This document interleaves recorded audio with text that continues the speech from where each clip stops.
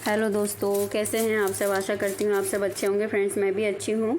बारिश के बाद जो सितंबर मंथ होता है वो बहुत ज़रूरी मंथ होता है। उस टाइम पे हमें अपने गार्डन में बहुत सारे काम करने होते हैं क्योंकि बारिश हो चुकी होती है और गार्डन में का हाल बहुत ख़राब होता है। गार्डन बहुत अस्त व्यस्त हो जाता है, तो काम करना बहुत ज़रूरी होता है। सफाई का काम करना बहुत ज़रूरी होता है। तो उसके लिए हमें सबसे पहले प्लानिंग करनी चाहिए कि हमें किस तरह से काम करना है, क्योंकि एक दिन हम सारा काम नहीं कर सकते हैं। तो प्लानिंग करेंगे तो हमारा ईजी रहेगा काम करना। तो बारिश के बाद जो प्लांट होते हैं वो बहुत ख़राब हो चुके होते हैं, क्योंकि बारिश का पानी जो होता है फंगस का अटैक करता है, उस पर फंगस रहती है बहुत ज़्यादा बरसात में प्लांट में। तो उसको साफ़ करना बहुत ज़रूरी होती है। सबसे पहले मैं ये बोलूँगी कि ड्रेनेज होल चेक कर लीजिए, अपने जितने भी पॉट हैं उन सब के वो चेक करना बहुत ज़रूरी है, कोई बंद तो नहीं हो गया। और उसके बाद क्या है कि जो हमारे टूट गए गमले हैं या ख़राब हो गए गमले जिनसे मिट्टी गिर रही है, उस मिट्टी को हटाना बहुत ज़रूरी है। वो पॉट को रिप्लेस करना बहुत ज़रूरी है, क्योंकि बरसात में जब हवा के साथ बारिश आती है तो प्लांट को भी नुकसान होता है। तो मेरे भी कुछ प्लांट टूटे हुए हैं, तो सबसे पहले मैं वही करूँगी कि वो जो टूटे हुए गमले हैं उनकी मिट्टी है उनको हटाऊँगी, क्योंकि वो बहुत दिन से मिट्टी नीचे गिरी हुई है, तो उसमें फंगस का अटैक तो हो ही चुका होगा, जिससे कि हमारे और भी प्लांट ख़राब ना है। वो बहुत ज़रूरी है कि उस मिट्टी को हमें हटा के अलग करना है। तो इस तरह से मैं भी यही करूँगी कि मिट्टी को हटा लूँगी, प्लांट को हटा लूँगी इस तरह से। और सारे जो स्टैंड हैं या जो जिसमें भी आपने रखे हुए हैं, मैंने तो कुछ स्टैंड में रखे हैं और कुछ तो इस तरह से मैंने ईंटों को बिछा के रखे हुए हैं। तो ईंटों को उठा के और गमलों को धीरे धीरे से हटा के नीचे सफाई करनी ज़रूरी है, जिससे कि हमारे पौधों में और फंगस ना फैले। क्योंकि बरसात के टाइम पे बहुत ज़्यादा मिट्टी नीचे गिरती है और उस मिट्टी में फंगस लग जाती है और दीमक वगैरह का भी डर रहता है, जिससे कि उस मिट्टी को हटाना बहुत ज़रूरी है। फ्रेंड्स, बरसात के टाइम पे हमें अपना जो काम करना है गार्डन का बहुत सावधानी से करना है। बरसात के टाइम पर बहुत सारे जहरीले जो कीड़े मकोड़े होते हैं वो इन पत्थरों के नीचे या स्टैंड के नीचे छुप जाते हैं, हमारे गमलों के पीछे छुप जाते हैं। तो वो सब हमें ध्यान रख के बहुत सावधानी से काम करना है। मुझे भी बहुत सारे ऐसे जो कीड़े मकोड़े होते हैं वो मिले हैं, वो मैं आपको दिखाऊंगी। आप वीडियो में बने रहिएगा। मैं लास्ट में दिखाऊंगी कि मैंने क्या क्या चीज़ें देखी हैं जिनसे हमें बहुत ज़्यादा सावधान रहना है और सावधानी से काम करना है। और ऐसे ही हाथ नहीं डाल देना हमें कहीं भी, तो जिससे कि हमें नुकसान ना हो। इस तरह से मैंने मिट्टी उठा ली है। देखिए, धीरे धीरे सभी मिट्टी उठाऊंगी। सारा काम एक दिन में नहीं कर सकते, तो मैंने तो काम डिवाइड किया है कि एक कोने से स्टार्ट किया काम को। तो इस तरह से मैं करूँगी। उसके बाद क्या है कि जो गमलों में खरपतवार हो गई है उसको साफ़ करना बहुत ज़रूरी है।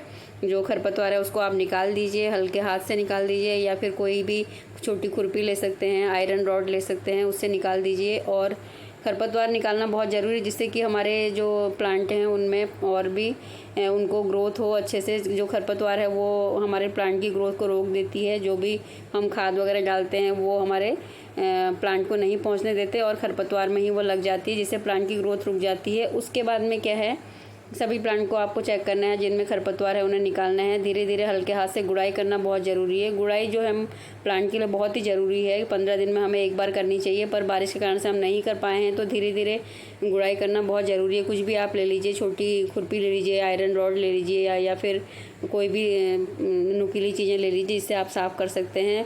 गुड़ाई करने से क्या होता है, मिट्टी में हवा पानी का संचार होता है और प्लांट की ग्रोथ अच्छी होती है। इस तरह से जो भी प्लांट की में पत्तियां सूख गई हैं उन्हें निकाल दीजिए। अगर जो ब्रांचेज प्लांट की गिर रही हैं बारिश के कारण से या सड़ गई हैं, उन्हें निकालना बहुत ज़रूरी है, जिससे कि वो हमारे प्लांट में और प्लांट में भी फंगस ना फैलने पाए उनमें, क्योंकि फंगस तो पड़ ही जाती है अगर वो बारिश के कारण से गिरे हुए हैं। सभी प्लांट को हमें चेक करना बहुत ज़रूरी है। इस तरह से उठा के आप चेक कर दीजिए और उनको हल्के हल्के हाथों से गुड़ाई कर दीजिए। अगर मिट्टी बह गई है तो उनमें आप मिट्टी भी भर सकते हैं। और काई वगैरह लग गई है तो काई को भी साफ़ करना बहुत ज़रूरी है, क्योंकि काई तो फंगस का काम करती है। तो सबसे पहले आप काई को निकाल लीजिए, क्योंकि बरसात में पानी इकट्ठा होता है तो काई तो जमी जाती है। तो इस तरह से मैं भी चारों तरफ से इसको गुड़ाई कर लूँगी धीरे धीरे हल्के हाथों से। और गुड़ाई करना बहुत ही ज़रूरी है। बहुत दिनों के बाद हमें ये काम मिला है करने को गुड़ाई का, तो हम अच्छे से करेंगे। सभी प्लांट में मैं धीरे धीरे चेक कर रही हूँ। देखिए, हल्के हाथों से मिट्टी को मैं ऊपर नीचे करूँगी, जिससे कि इनमें थोड़ा सा पानी भी नीचे चला जाएगा और जो हम कंपोस्ट डालेंगे वो भी अच्छे से प्लांट को लग जाएगी और हवा मिलेगी, तो इसकी जड़ों को बहुत अच्छा रहेगा, ग्रोथ अच्छी होगी। इस तरह से देखिए, मैं भी सारे प्लांट को अपने पौधों को चेक कर रही हूँ धीरे धीरे। तो ये काम बहुत ज़रूरी है। और जो भी आप काम करें वो सावधानी से करिए। देखिए ये मैंने अभी प्लांट लगाया है और इसकी मिट्टी बहुत ही टाइट हो गई है बारिश के कारण से, तो इसको भी देखिए धीरे धीरे खुदाई करूँगी इसकी। और अगर आप चाहें तो प्रूनिंग भी कर सकते हैं, जैसे हमारे प्लांट की जो कुछ शाखाएँ ख़राब हो गई है। मेरा भी ये जो प्लांट है मधुकामिनी का, इसकी कुछ जो ब्रांचेज हैं वो ख़राब हो गई हैं। आप प्रूनिंग कर सकते हैं, हार्ड प्रूनिंग नहीं करिए और सॉफ्ट प्रूनिंग कर दीजिए। जो ब्रांच आपको लग रहा है कि ख़राब हुई है उसी को निकालिए। और हार्ड प्रूनिंग का टाइम इस समय नहीं कर सकते मधुकामिनी में। और इस तरह से देखिए कि एक पेड़ है जो मेरा फ्लावरिंग का हो रही है इसमें, और ये पेड़ बड़ा हो गया, गमला छोटा हो गया। तो आप गमला भी चेंज कर सकते हैं इस टाइम पे, इसको बड़ा पॉट दे सकते हैं। मैं भी यही करूँगी। और जो कुछ हमारे प्लांट होते हैं उनको सपोर्ट देना होता है तो उनको सपोर्ट भी दे दीजिए। और इसी से मैं आपको दिखाऊंगी किस तरह से खाद देनी और मैं क्या अपने प्लांट को खाद दूंगी। तो देखिए इसकी मिट्टी बहुत ही बुरबुरी हुई है, क्योंकि इसके ऊपर मैंने जो हमारे नारियल की झाड़ होती है वो रखी हुई थी। इस पर बारिश का कोई भी असर नहीं हुआ, ना इसमें काई जमी और नहीं इसकी मिट्टी ख़राब हुई, ना टाइट हुई। देखिए इस तरह से तो कोकोनट जो झाड़ है उसका बहुत ज़्यादा असर हमारे प्लांट में पड़ता है, बहुत हेल्दी रहता है वो प्लांट के लिए। तो इस तरह से आपके पास अगर है तो आप लगा सकते हैं, प्लांट में सेफ़ रहते हैं। और इस तरह से हम खाद के लिए थोड़ी सी जगह बना लेंगे। तो मैंने वर्मी कंपोस्ट के साथ में नीम खली और जो है फंगीसाइड के लिए मैंने कोयले को पीस लिया है। तो वो सब मैं अपने प्लांट को धीरे धीरे दे रही हूँ।